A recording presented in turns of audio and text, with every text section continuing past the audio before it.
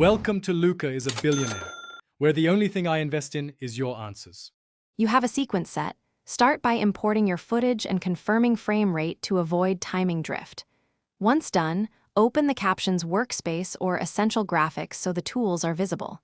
You should transcribe immediately. Select the sequence, choose Transcribe Sequence, pick the spoken language and accuracy level, and run transcription.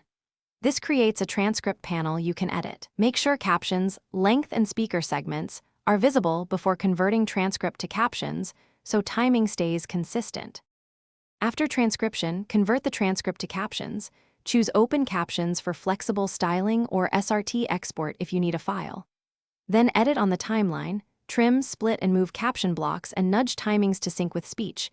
Use 1/2 second buffers for readability. Once blocks are accurate, style them in Essential Graphics. Pick font, size, color, and background opacity. Commit to safe margins for 16:9 output. Make sure line breaks match natural pauses so viewers can read comfortably. When ready, export captions.